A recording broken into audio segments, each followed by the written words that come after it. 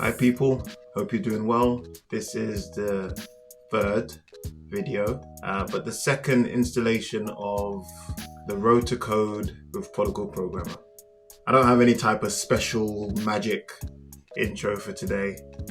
Just simply want to get on with it, to be fair. I've learned in these 3 videos that I've done, well 2 videos, is that I kind of just have to get on with this. I have to grind them out, don't I? There's not going to be a time where I get to do it every Saturday at 3 o'clock when the sun's shining and I've had a nice breakfast and I have all the time in the world and all the time to think about what I'm going to say and what I'm going to go through.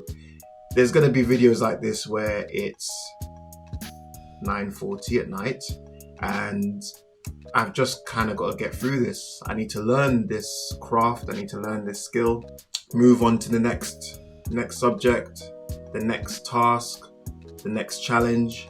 Time waits for no one, huh? So if you watched my previous video, which hopefully is linked up there, you would know that we had a quick overview of VS Code and how to use the text editor and manipulate the HTML file and the CSS file. These are the files that are going to clone the website that we've chosen. They're also the documents that you need to create any website. So it's a good starting point. Watch that video if you don't know how to use VS Code or anything. That's definitely the first video to go to. But in this video, we're going to go straight into the action. We're going to go and look at our blank website and the finished website that we're looking to clone. Let's get started on actually putting some things on our page. Okay folks, so we're back in VS Code where I have my index HTML document and my style sheet CSS document. I've deleted the previous code that we had in our previous video, which basically was just a purple background and the hello world phrase in the HTML file. If I look at my document now, it's just plain white. Back to basics. So I've typed live server to get the updated version of my document, and we're going to look at now the Vanguard website. I should have brought this up already.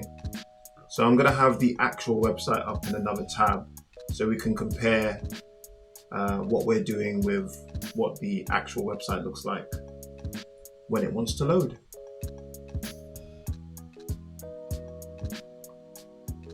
It doesn't want to load.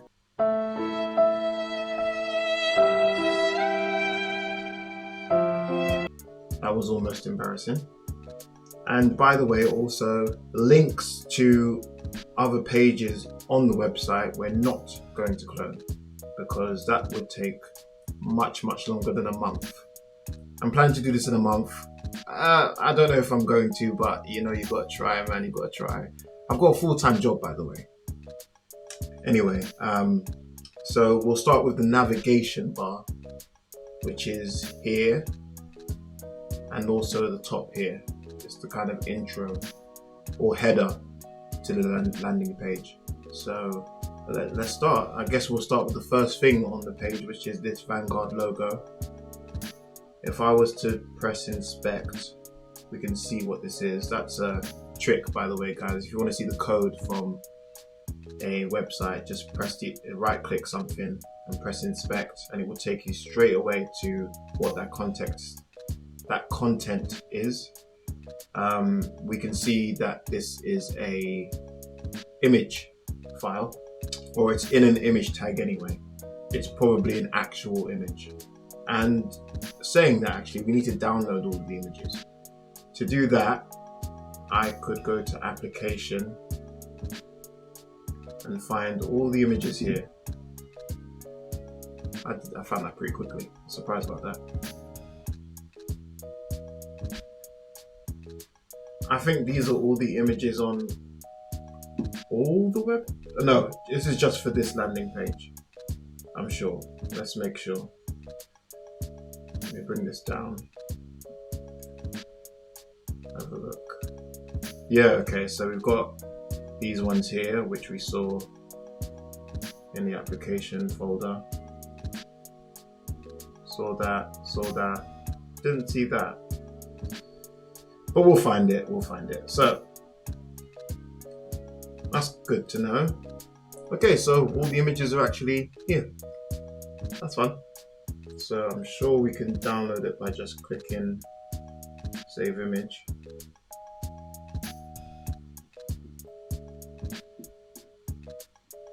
SVG can still be used, no problem. We'll go to our folder, which is in IT Documents, Global Programmer, Vanguard, Images, and we'll just start saving them. Okay, so that's all been saved now in my folder. Let's have a look. So let's find the logo here, and what we're going to do is just link it to our HTML. So let's do that now. In my body, I'm going to call this a section, and that's my tab. Well, that's my tag. I pressed tab to make this get the closing tag. So I want to put my landing page into sections, and I advise you guys to do the same thing. It just makes it easier to read. And actually, this is where I can introduce you to classes. Well, let's do it now. H1 and tab. But if I wanted to create a class, I could either just say class and then equals, speech marks come up automatically, and put headers, and then in there I would say hello. Or another way, we're just going to do another H1 just for an example. H1 dot class, and then press tab. Oh, sorry. I don't want the header called class. Sorry. H1, the full stop signifies that I want to create a class called whatever I type next. So if I put headers now, oh my god, and then press enter, you see we've created two H1s now with the class of header. So this time I'm going to say world in this one. If we go to our, we got the two H1s here. Okay, so now we're going to move on to the CSS file, and I'm going to put a full stop, which is how you reference the class, and then, oh gosh, why can't I spell? Headers, right? So now that's the class name. And we know it's a class because we got the full stop. And then we're going to make the color red, for example, semicolon. Save that, go back to our website, and there you can see both have changed. But now if I was to remove one class from the H1 and just have this first H1 to be a class of headers, now you'll see that only the top one has a class of red while the other one doesn't. So that's how you can group elements into manipulating things much quicker on CSS. You could have lots of links to different places, and if you want them to all look the same, then you can give them a class of link. All those links would follow all the attributes that you gave it in CSS. Anyway, I want my section to have a class of header. So class, and you can see it come up there, tab, header, and save that. So now everything in this section will be classified or classified as part of the header section. You see, I use this terminology on purpose because it all makes sense. You're classing this section as the header. Okay, so now we're going to link that image or SVG into an SVG stands for Scalable Vector Graphic, which is basically an image that can be scaled to unbelievable scales. You can scale it 1,000 times and it will never pixelate. Whereas if you try to do that with a JPEG or a PNG or any type of other image file, it will pixelate like crazy. So you have like a really small picture and then you try to blow it up and it looks terrible. Well, with an SVG that wouldn't happen. If you use it correctly, you can make it really, really big, really, really small, and it will always have the same quality. It's a really cool image file to use for websites. So I'm actually going to reference it in an image tag. So let's say image here. And if I press tab now, you can see the properties of an image tag.